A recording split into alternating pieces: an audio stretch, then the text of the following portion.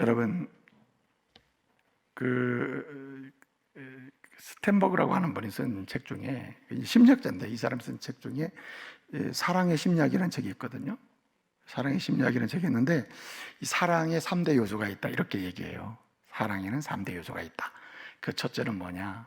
친밀, 얼마나 가까이 하느냐가 사랑을 결정한다는 거예요. 사랑합니다, 그래서 나는 멀리합니다, 이런 거는 사랑이 아니라는 거죠. 사랑은 완전히 친밀함에 달려있다는 거예요. 그 다음에 또 하나 얘기합니다. 사랑은 뭐냐? 사랑은 패션이라는 거예요. 아주 열정의 관계가 있다. 사랑은 흐지부지하는 게 없다는 거예요. 진짜 참사랑은 이렇게 친밀함의 문제이고 동시에 열정이 문제라는 거예요. 사랑하지만 난 냉랭해, 이럴 수는 없다는 거죠. 사랑하면 뜨겁고 사랑하면 열정이 불타잖아요. 그러면서 어떻게 합니까? 스탠버그 얘기해요. 사랑이란 뭐냐? 사랑은 이렇게 막 그냥 친밀함의 문제이며 동시에 열정의 문제인가 동시에 사랑은 위탁의 문제다. 커미트먼트 한다는 거예요. 전적으로 당신에게 나를 맡기는 거예요. 당신도 나에게 맡고 나도 당신에게 맡기는 거라는 거예요. 여러분, 주님을 찾는다는 것은 무슨 의미냐면은 하나님의 교회로 나아가서 주님의 몸된 교회에서 주님께 맡기는 것이고, 주님을 계속 찾아서 주님과 친밀해지는 거예요. 여러분, 주님과 친하게 지내시길 바랍니다. 누구랑 친하게 지내냐에 따라서 결정적으로 도움은 그로부터 오는 거예요. 누구랑 친하가 문제입니다. 여러분, 인생을 살면서 친할 사람 많지만은 오직 주님과 친밀하게 지내는 애가 있기를 바랍니다. 주님이 우리에게 말씀하셨잖아요. 나는 너의 친구다. 그 친밀한 사랑을 요구하는 거거든요. 그리고 열정을 다해서 주님께로 나가고 하나님의 교회로 나가는 은혜의 역사가 있기를 바랍니다. 그래서요, 가시적으로 교회에 올라간다는 건 되게 의미 있는 일이에요. 교회당 가는 게 이렇게 중요합니까? 중요합니다. 우리는 유한한 존재예요. 시공간적 존재입니다. 그렇기 때문에 주님을 전적으로 만나고 찾아간다는 것은요, 특정한 하나님의 교회를 찾아가는 것이 의미가 있는 거예요. 그래서 여러분 마음에 그냥 코로나 지나면서 좋은 습관, 좋은 방식이 생겨서 예배는 교회 안 가도 돼, 집에서 그냥 시간 딱 되면 TV 켜놓으면 다 나오는데 이래가지고 지금까지 안 나오는 분이 있단 말이에요. 지금까지도 전화하면 목사님 저는 영상으로 은혜 받고 있습니다, 영상 예배 드립니다까지 하면 내가 오라를까봐 영상으로 은혜 받고 있다고 얘기했네요. 근데 사실은요, 여러 상황으로 영상 예배 드려야 되는 상황이 있는 분이 있을 겁니다. 그럼에도 불구하고 여러분 보세요. 친밀감, 가까운 이 하나님의 놀라운 사랑의 깊이는 언제 더해지느냐? 가야 되는 거예요. 주님을 직접적으로, 적극적으로, 그리고 아주 집중적으로 만날 수 있는 그 자리로 가야 되는 거예요. 하나님의 교회는 그런 자리입니다. 그런 자리로 나오는 은혜가 있기를 바랍니다. 그래서 거기서 뭐가 일어납니까? 직접적으로 가는 곳에서 친밀감이 있고, 그리고 거기 열정이 있고요, 눈이 이글이글 타는 걸 느껴야 될 거 아니에요? 그리고 거기 뭐가 있습니까? 나는 당신의 것입니다. 당신은 나의 주님이십니다. 그래서 주님이 이런 말씀했잖아요. 내가 내 안에, 내 말이 너희 안에 있으면 열매를 많이 맺는다. 무슨 말입니까? 망하게 되는 게 아니라 일어나게 되고, 마르게 되는 게 아니라 생기가 돌아서 열매를 맺게 되는 거예요. 그러므로 여러분, 주를 찾되 나가는 은혜가 있길 바랍니다. 나는 주님의 교회로 나가리라. 교회로 나가리라. 그래서 여러분, 교회 사랑은 의미 있는 일입니다. 이건 단순한 일이 아니에요. 인격적으로 주님을 사랑하고 친밀함을 더하고, 그 다음에 열정의 따뜻한 영적 정서를 경험하고, 동시에 위탁하고 주님이 내 안에 들어와서 이렇게 교제하는 아주 중요한 과정이 되는 거예요.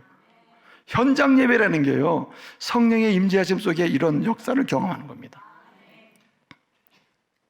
그런데 여러분, 뿐만 아니라 우리가 주님을 찾되 어떻게 찾아야 됩니까? 오늘 이 사연은요, 이렇게 성전의 모든 일을 정리했어요.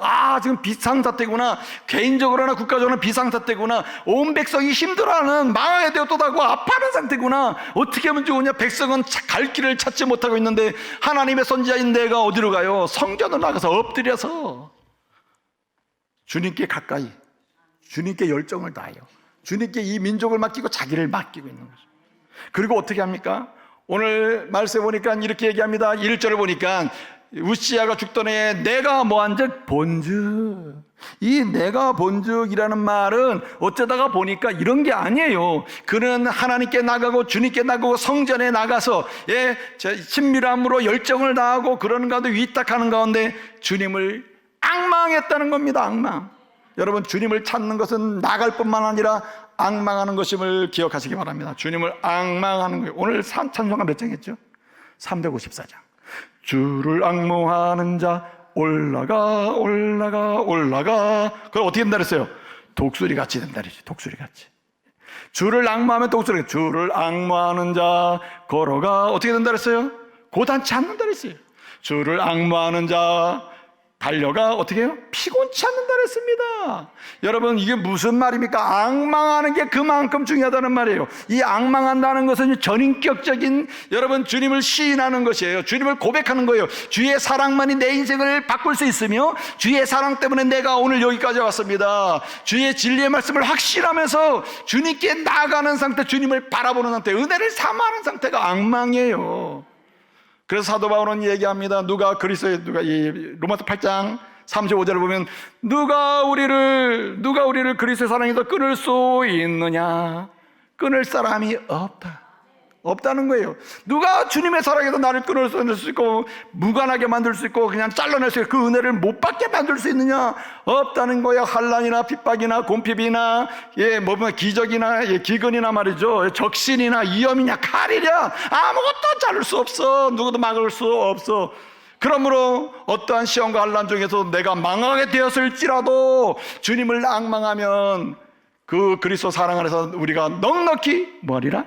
이기느니라. 로마서 8장 37절에 그렇게 얘기하지 않습니까? 여러분, 앙망하는 것은요, 주님만이 유일한 구원자이며 내 인생을 책임지는 완전한 사랑의 주님이심을 고백하며 확신 속에 주님을 바라보는 거예요. 그래서 여러분, 로마서 8장 39절에 보면 이렇게 얘기합니다. 내가 확신한다. 바울이 얘기해요.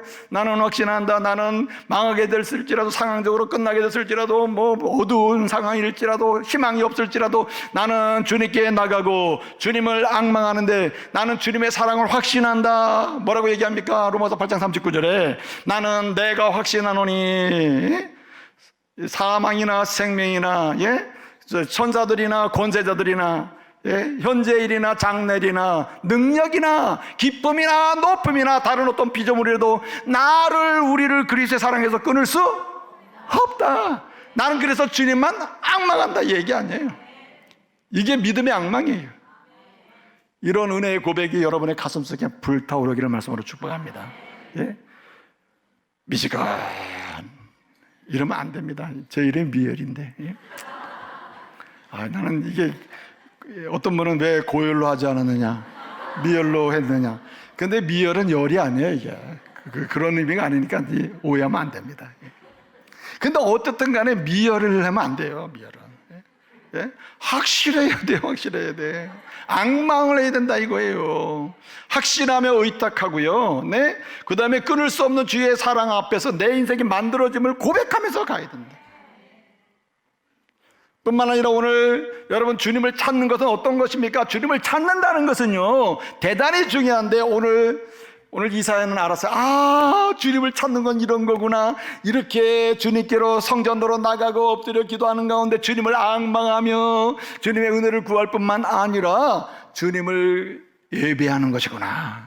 여러분, 주님을 정말 찾는 일은 예배하는 것임을 기억하시기 바랍니다. 주님을 찾는 거란 진짜 마지막 단계는 예배입니다. 예배. 누가 주님을 찾는 자입니까? 예배하는 자입니다. 여러분, 거꾸로 주님은 누구를 찾습니까? 예배하는 자를 찾습니다.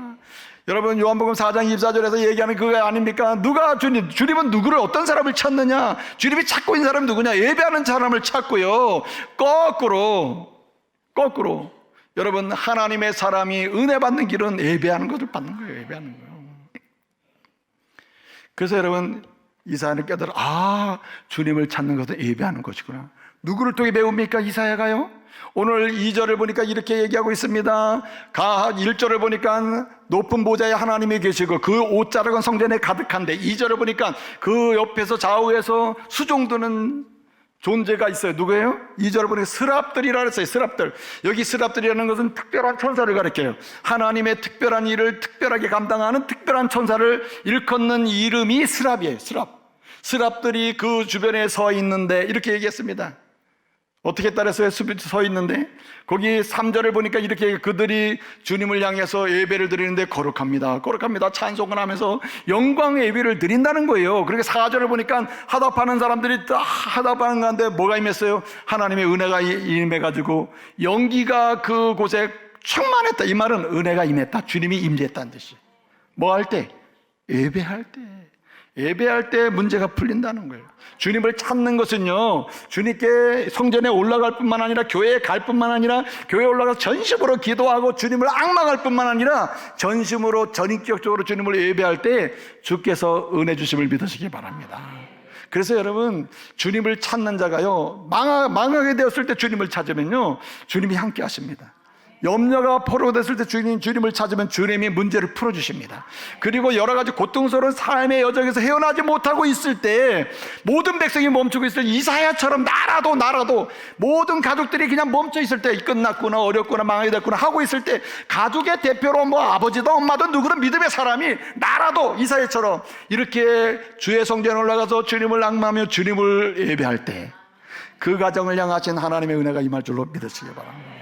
그래서요, 오늘 말씀 보게 되면 이렇게 주님을 전심으로 나가서 찾고 앙망하며 찾고 예배하며 찾을 때만 해요, 어떻게 됐습니까? 주님의 임재가 임하잖아요. 연기가 충만했다, 가득했다. 이 말은요, 무슨 얘기냐? 주님이 함께 하신다는 거예요. 걱정하지 마, 내가 너와 함께 한다. 찾는 자는 주님이 함께 하십니다. 함께 하신 은혜를 경험하게 되는 거예요.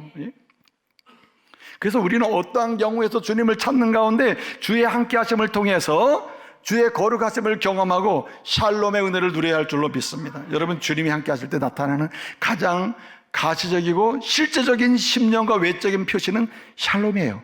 평안이 임하게 돼요. 평안이. 여러분, 부활하신 예수님께서 내가 너에게 은혜를 주노라 하시면서 주신 게 뭐예요? 너에게 평안이 있을지어다. 뭐 야단친 것도 아니고 잘 살게 하겠다는 것도 병 고쳐주겠다는 것도 아니에요. 부활하신 주님이 주님을 믿고 찾아온 그들에게 뭐라고 합니까? 너에게 평안이 있을지어다. 여러분, 주님을 찾는 자들에게 주님께 나가고 그리고 주의 이름을 앙망하면서 예배하는 자들에게 주님은요, 샬롬의 복으로 함께 하실 줄 믿으시기 바랍니다. 그것만이 아니에요. 인생의 문제를 풀어주세요. 오늘 5절을 보게 되면 하로다 내가 망하게 되었도다. 무슨 얘기입니까? 전능하신 하나님을 내가 죄인인 내가 보니 내 상황이 더 심각하네. 국가적으로 비상사태지만 나도 비상사태는 내가 살 수 있는 길이 뭐냐? 그렇게 하고 주님을 예배했더니, 그리고 주님의 이름을 불렀더니, 주님께로 나갔더니 어떻게 됐습니까? 한 스랍이 제단 숯불 하나를 가져와서 그 입술에 대니 그렇게 선포됐죠. 입술에 대면서 뭐라고 얘기합니까? 내 죄가 사해졌고 깨끗하게 되었다. 한마디로 내 근본적인 삶의 문제를 주님이 죄의 문제, 여러분 사망의 문제를 풀어주셨음을 의미하는 거예요. 그렇습니다. 여러분, 예배하는 자는 다른 외적인 문제가 풀리기 전에 그리스도의 이름으로 드려지는 모든 예배 가운데는요, 내 인생의 근본적인 내적인 문제가 풀림을 믿으시기 바랍니다. 문제를 풀어주셔요. 이렇게 함께 하시면 샬롬을 주실 뿐만 아니라 내적인 고민, 아픈 문제를 풀어주신단 말이에요. 근데 여러분 또 뭐라고 했습니까? 오늘 8절을 보게 되면요, 뭐라고 얘기합니까? 이렇게 얘기해요. 내가 누구를 보내면 누가 나를 위해 갈고, 그랬더니 이사야가 뭐라고 합니까? 내가 여기 있습니다. 내가 가겠습니다. 이런 얘기 나오잖아요. 여기 내가 누구를 보내며 라고 하는 말은 이런 뜻이에요. 사실은 하나님의 일꾼이다 믿는 사람 많은데 다 이렇게 시름에 잠겨있고 우시아가 죽고 경제 강국 뭐 문제가 다 약화되고 신앙적으로 문제되고 이게 점점 이렇게 나라가 망하겠구나, 어렵겠구나, 다 시름에 잠겨있을 때 누군가가 가서 이곳을 축복하고 하나님의 역사를 이룰 사람이 있어야 되는데 오늘 누구를 보냅니까? 이사야를 보내는 거예요. 여러분, 주님을 찾는 자가 일꾼이 됩니다. 주님을 찾는 자가 그 가정을 살립니다. 주님을 찾는 자를 통해서 그가 속한 공동체를 회복하는 역사를 보게 하실 줄 믿으시기 바랍니다. 찾는 자 한 사람이 중요해요. 찾는 자 한 사람. 오늘 이 시대에 저와 여러분 이사야가 돼야 되는 거예요. 그래서 여러분, 가장 중요한 것이 뭐냐면은 예배에 집중해야 된다는 거예요. 예배에 집중해야 된다. 여러분, 예배에 목숨을 건다 하는 말을 들어보셨습니까? 우리 믿음의 조상들은 뭐 6.25 전쟁 때 뭐 공산당과의 관계 속에서 또 예배 드리지 못하게 할 때 목숨을 걸었다 그랬어요. 그냥 단순히 교회 가는 게 아니라 예배 드리는 것에 목숨을 걸었다 그랬어요. 예배 드리는 것. 그 결과가 저와 여러분은 오늘 이 은혜를 누리고 있는 거거든요. 그러므로 여러분, 저와 여러분이 가정 예배든 개인 경건 큐티 예배든 여러분 공동체 교회 예배든 주일 예배든 저와 여러분이 예배의 삶을 맡기는 은혜가 있기를 바랍니다. 목숨을 건다는 말이 진짜 중요한 거예요. 왜냐하면 이것은 예배를 통해서 함께 하심의 은혜도 오고, 예배를 통해서 문제가 풀려지는 역사도 일어나고, 예배를 통해서 죄사함도 있고 삶의 문제도 풀리고, 예배를 통해서 새로운 사명을 부여받고 나도 살고 다른 사람도 살리는 역사를 시작하게 되기 때문에 그래요. 그러니까 예배가 그만큼 중요한 겁니다. 그러니까 여러분, 하나님이 기뻐하시는 예배, 하나님이 받으시는 예배, 하나님이 은혜를 주실 수밖에 없는 그 예배가 저와 여러분의 예배가 되기를 말씀으로 축복합니다. 그 예배가 어떤 예배입니까, 여러분? 오늘 말씀 보게 되면요, 2절에 이렇게 스랍들이 어떻게 예배했는지를 보여주는데, 오늘 2절에 스랍들이 서 있는데 그 각 스랍들의 날개가 몇 개가 있다 그랬죠? 6개의 날개가 있는데 2개의 날개는 어디를 가리고? 얼굴을 가리고, 2개의 날개로는 발을 가리고, 2개의 날개는 날개를 치며, 이렇게 설명하고 있어요. 이거는요, 하나님을 전심으로 경배하고 이렇게 예배드리는 자세가 어떻게 되는지를 보여줘요. 여러분, 안 더운가요? 나 이렇게 덥지? 여러분, 예배의 자세를 알려주는 거예요. 예배의 자세를. 어떤 예배, 받으시는 예배가 뭐냐, 이사인 이걸 본 거예요. 그렇구나, 주님이 받으시는 예배는 이런 거구나. 그리고 기록으로 남겨요. 그 예배가 어떤 예배입니까? 그 예배의 첫째는 하나님 받으시는 예배, 함께 하시는 샬롬의 은혜를 받게 하는 예배, 죄의 문제부터 내 거룩하게 하시는 하나님의 그 놀라운 은혜를 받게 하는 예배, 그리고 사명도 받고 할 일도 확인해서 미래를 열어가게 하는 그 은혜를 받게 하는 예배는 어떤 예배냐? 여러분, 하나님을 경외하는 예배인 줄 믿으시기 바랍니다. 하나님을 존귀 여기는 예배예요. 여기 얼굴을 가렸다는 것은 여러분 출애굽기 33장 30절 보면요, 이런 말씀이 있어요. 여호와를 본 자는 뭐 할지니라?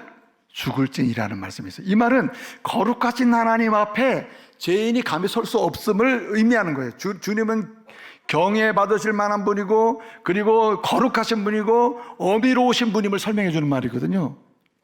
그렇기 때문에 어떻게 합니까? 얼굴을 가린다는 말은 죄인이 살 수 있는 길이거든요. 그래서 주의 은혜만 받으며 살아야지, 이런 얘기. 그러니까 얼마나 주님을 높인다는 얘기입니까?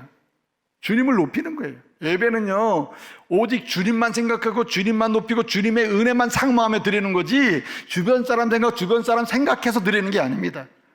저와 여러분이 예배의 순서를 담당했다면 이것은 주님만을 위하여 주님께 드리는 아주 영광스러운 주님의 이름을 높이는 예배지, 나를 자랑하거나 내 옆에 사람을 뭔가 높여주는 순서가 아닙니다. 그래서 여러분, 얼굴을 가렸다는 말은요, 주님을 경외하는 믿음의 표시이고, 주님만이 유일하게 받으셔야 될 예배를 내가 드린다고 하는 전심의 예배를 표시하는 거예요. 그러므로 여러분, 마음에 주님을 경외하는 마음은 오직 주님을 높이고자 하는 이 믿음의 고백으로 때마다 시마다 여러분, 가정 예배든 개인 큐티든 하나님의 교회의 공식적 예배든 그 예배를 삼하는 은혜가 있기를 바랍니다. 너의 마음이 어디 있느냐가 중요하거든요. 주님의 거룩하심을 시인하면서 거룩하신 주님을 내가 높일 수 있다는 게 감사입니다. 주님의 거룩하신 이름을 높여드리오니 주님이 이 예배를 통해서 영광을 받으시고 은혜를 주십시오. 이런 이 경외하는 마음을 가지고 해야 된다. 경외하는 마음을. 또 하나는요, 오늘 본문에 보니까 뭐라 그랬습니까? 예배는 경외하는 마음, 주님을 높이고자 하는 한 가지 마음으로 예배를 드려야 된다. 이 설교를 잘해서 내가 얼마나 잘났는지 보여주겠다. 이건 끝난 거예요. 내가 얼마나 찬양을 돼가지고 인정받아야지. 끝난 겁니다, 여러분. 찬양은 사람으로부터 인정받아서 드려지는 게 아니에요. 하나님 보실 때 거룩하고 거룩하신 하나님의 이름을 높이는 찬양이든 예배든 어떤 것이든 주님이 받으심을 믿으시기 바랍니다. 그런데 오늘 두 번째는 이렇습니다. 오늘 그 두 날개는 어딜 가렸고요? 발을 가렸고 했습니다. 발을 가렸다. 발을. 여러분, 발은요, 죄악의 상징이에요. 우리가 가는 곳에서 모든 일이 일어나죠. 그리고 지저분함에 대표적인 곳이 발입니다. 발. 사실은 신체 다 같지만은 땅을 딛고 지저분한 걸 1차적으로 밟는 게 발 아니에요. 그래서 하나님이 하나님의 일꾼을 부르실 때마다 나타나는 언어 중에 하나가 내 신을 벗으라, 이런 말을 쓰는 거예요. 이 말은 주님의 은혜로 정결케 됨으로, 주님의 은혜로만 제사함을 받고 거룩하게 됨으로 주의 일꾼이 될 수 있음을 보여주는 거거든요. 그래서 여러분, 낮아짐으로 겸손함으로 주님 앞에 감히 설 수가 없습니다. 이제인이 감히 설 수가 없습니다. 부족한 자가 감히 설 수가 없습니다. 주님이 나는 연약한 존재입니다. 주님만이 높임을 받으셔야 될 유일한 주님이십니다 하면서 겸손함으로 낮아짐으로 주님을 높임으로 예배드려야 할 줄로 믿습니다. 그래서 여러분, 어떠한 상황에서도 교만은 안 됩니다. 그래서 말씀드렸잖아요. 내가가 시작되는 예배는 끝난 거다. 내가 중심이 되는 예배는 끝난 겁니다. 그거는 소망이 없는 거예요.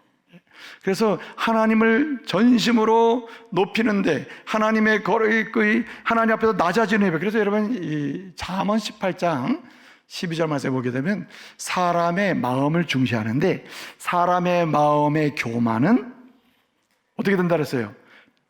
패망, 멸망의 선봉이요. 그 다음에 여러분, 겸손은 뭐라 그랬습니까? 존귀함의 앞잡이다. 사람을 존귀하게 만드는 것이 뭐냐? 하나님의 사람답게 만드는 게 뭐고, 하나님의 은혜 받을 사람으로 만드는 게 뭐냐는 거예요. 낮아짐이요, 겸손함이에요. 교만한 순간 무너지는 거예요. 역사적으로 교만함으로 무너진 사람들이 많아요. 대표적인 왕이 느부갓네살 왕이거든요. 3번씩이나 내가 그러다가 그냥 무너졌잖아요. 그래서 여러분, 그리스도인의 얼굴은 어떻게 되느냐? 겸손해야 되고 낮아지며야 하는 줄 믿으시기 바랍니다. 거꾸로 의도적으로 다른 사람을 높이는 게 그만큼 중요할 거예요. 그리고 또 한 가지 여기 말씀 보게 되면요, 잠언 22장 4절에 보면 이런 말씀이 있습니다. 겸손과 여호와를 경외함의 보상, 하나님이 보상해 주는 게 있는데 겸손함으로 예배드리는 거라 했어요. 겸손함으로 예배드릴 때 어떤 보상을 해준다 그랬습니까? 겸손과 여호와를 경외하는 자에게 주시는 보상은 재물과 영광과 생명이라고 했습니다. 이 생명은 복수예요. 그러니까 재물도 많이 주시고 그 다음에 영광도 주시는데, 이 생명은 너도 살고 다른 사람도 살게 하는 복을 받는다는 거예요. 생명 드리니까, 복수니까. 그러니까 이 겸손한 예배가요, 모든 은혜를 누리게 하는 통로가 된다는 거죠. 은혜는 어디로 임한다고요? 낮은 곳으로 임하는 거예요. 하나님께서 베드로 사도와 야고보 사도를 중요히 뭡니까? 겸손한 자에게는 하나님 뭘 주셔요? 은혜를 주시는 했잖아요. 은혜를.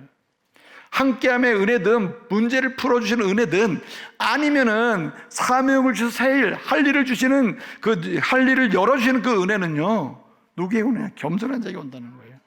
근데 여러분, 오늘 마지막 뭐라 했습니까? 이렇게 얘기하고 있어요. 마지막 하나의 예배 방법이 있는데, 그 예배는 뭡니까? 두 날개는 뭐 한다 그랬죠? 날개를 치며. 두 날개는 얼굴을 가리고 두 날개는 발을 가렸는데, 세 번째는 뭐래? 두 날개로는 날개를 치며 주 앞에 서 있다. 예배를 드린다. 이게 무슨 얘기입니까? 하나님의 예배는 주님의 말씀이 선포됩니다. 주님의 약속의 말씀이 찬양으로 들려지기도 하고, 주의 약속의 말씀을 근거한 기도가 함께 들려지기도 하는데, 주님이 기도를 통하여, 찬양을 통하여, 약속의 말씀을 통하여 우리에게 말씀을 주실 때, 오늘 날개를 치며라는 말은 멈췄다가 생각해보고 이런 여유가 없습니다. 즉시 내가 순종하겠다는 거예요. 즉시 행동하겠다는 겁니다. 하나님의 말씀이라면 즉시 행동하겠다고는 즉각적 순종, 철저한 순종, 그리고 자발적 순종, 이런 것들이 예배의 태도로 주님 앞에 드려질 때, 그리고 말씀을 받고 주의 은혜의 기도에 동참하고 찬양의 가사를 함께 고백할 때, 우리 주님은 영광 받으실 줄 믿으시기 바랍니다. 이런 예배를 통해서요, 개인적인 문제는 풀리고 함께 하셔서 샬롬의 복도 주시고, 그리고 새 일을 주셔서 사명을 주셔가지고 갈 길을 열어주심을 믿으시기 바랍니다. 여러분, 루스라고 하는 사람이 그런 말을 했어요. 인생은 두 번 태어난다. 한 번은 세상에 태어나는 것이고, 두 번째는 사명으로 태어나는 것이다. 여러분, 누가 진정한 사명으로 태어나느냐? 은혜 받아야 돼요. 은혜 받아야 돼. 예배하는 자가 두 번째 사명으로 태어난 일을 반복적으로 해요. 여러분, 예배 때마다 사명이 생기지 않습니까? 내가 우리 집에서 이렇게 해야지, 우리 직장에서 이렇게 해야지, 내가 남은 인생은 이렇게 살아야지, 사명을 새롭게 하잖아요. 그게 뭡니까 여러분? 그거는 예배를 통해 주시는 은혜입니다. 오늘도 예배 참여자 여러분에게 하나님이 주시는 사명과 새 일이 주어지는 은혜가 있기를 말씀으로 축복합니다.